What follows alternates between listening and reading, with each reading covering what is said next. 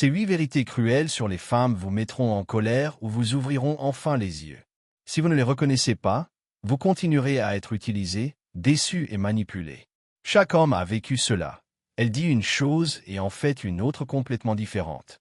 Aujourd'hui, vous découvrirez les mécanismes cachés du comportement féminin afin de les percer à jour, de reprendre le contrôle et de ne plus jamais répéter les mêmes erreurs.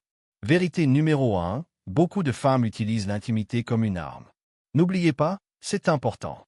Pour beaucoup d'entre elles, l'intimité est l'outil d'influence le plus puissant, et elles l'utilisent avec brio, comme un joueur d'échecs avec sa reine. Au début d'une relation, elle est passionnée et ouverte, mais une fois qu'un homme tombe amoureux, l'intimité devient un outil de contrôle, une récompense pour l'obéissance et une punition pour la désobéissance. Imaginez une baguette magique qui vous force à tout. Pour certaines femmes, le sexe fonctionne ainsi. Elles attirent, récompensent, privent et appellent cela l'amour.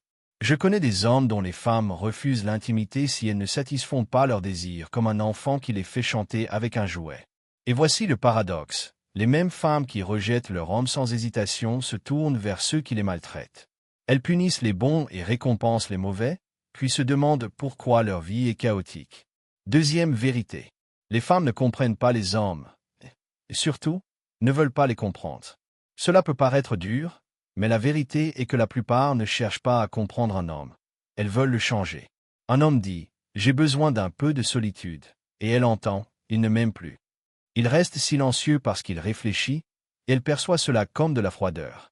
Il résout le problème, et elle attend une conversation sur les sentiments. Les femmes étudient souvent les hommes non pas pour les comprendre, mais pour apprendre à les contrôler. La plupart des conversations sur les hommes se résument à comment le rendre jaloux, comment le faire aimer davantage, comment le garder. Ils n'écoutent pas pleinement. Ils interrompent, corrigent et interprètent. Pour beaucoup d'hommes, c'est comme si les femmes les percevaient comme une espèce différente. Ils projettent leur logique féminine sur les hommes et se demandent ensuite pourquoi cela ne fonctionne pas. C'est comme essayer de dresser un lion en espérant qu'il rapporte un bâton. Troisième vérité. Les femmes recherchent souvent le contrôle plutôt que l'amour. Ce qu'elles appellent amour est souvent une possession déguisée. Elle dit l'aimer, mais c'est elle qui décide de ses fréquentations, de la façon dont il dépense son argent, de ses pensées. Ce n'est pas de l'amour, c'est de la possessivité. Le véritable amour lâche prise, ne lit pas.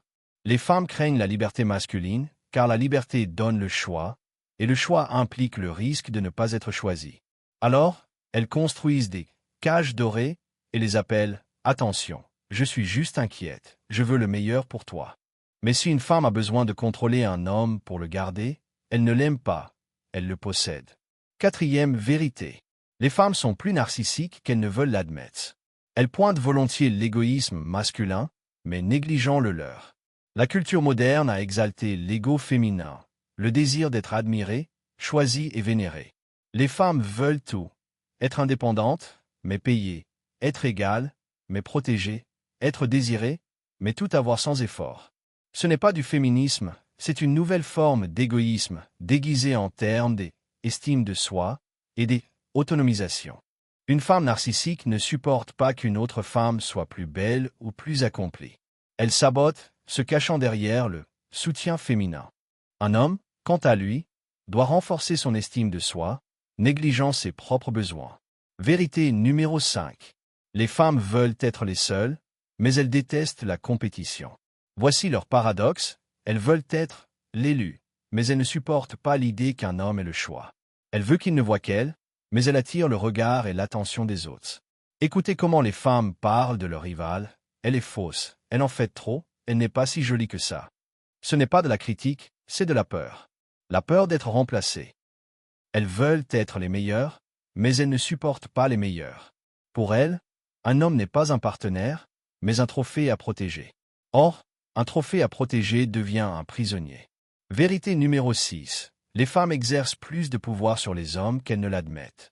Elles contrôlent la sexualité, la procréation et le climat émotionnel des relations. C'est un pouvoir inégalé par aucun roi. Mais au lieu de sagesse, elles manipulent. Les femmes usent de leur influence pour monter les hommes les uns contre les autres, se faire les victimes, blâmer le patriarcat, et ce faisant, récolter tous les bénéfices de ce système. C'est la plus grande tromperie. Elles ne sont pas impuissantes. Elle possède un pouvoir colossal, mais elle l'utilise à mauvais escient. Vérité numéro 7. Les femmes attendent d'un homme qu'il réalise leurs fantasmes.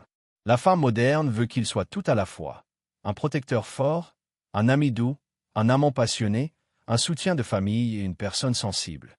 C'est comme marcher du nord au sud en même temps, impossible. Elles veulent un homme ferme mais doux, accompli mais toujours proche, déterminé mais pas dominateur. La société, étant elle croyait pouvoir tout avoir et qu'un homme était obligé de tout leur offrir. Mais la réalité est différente. Chaque « oui » est toujours suivi d'un « non ». Vérité numéro 8. Les femmes analysent les hommes, mais pas elles-mêmes. Elles peuvent passer des heures à analyser ce qui ne va pas chez lui, mais elles évitent de regarder leurs propres erreurs. Dès qu'un homme pointe leurs contradictions, elles se mettent sur la défensive ou se mettent en colère. C'est pourquoi les cycles se répètent. Nouvelles relations, même drame, nouveaux emplois, même conflit. L'introspection exige du courage, et tout le monde n'a pas le courage de s'examiner. Il est bien plus facile de blâmer les hommes. Maintenant, la question est, que ferez-vous de cette connaissance? Premièrement, cessez d'idéaliser les femmes. Ce ne sont pas des déesses, mais des êtres avec leurs propres ombres. Deuxièmement, connaissez vos limites et défendez-les. Troisièmement, ne regardez pas les mots, mais les actes. Ils ne mentent jamais. Et dans la prochaine vidéo, vous découvrirez 9 dangers liés aux fréquentations avec des femmes tatouées et les signaux d'alarme que vous devez repérer immédiatement.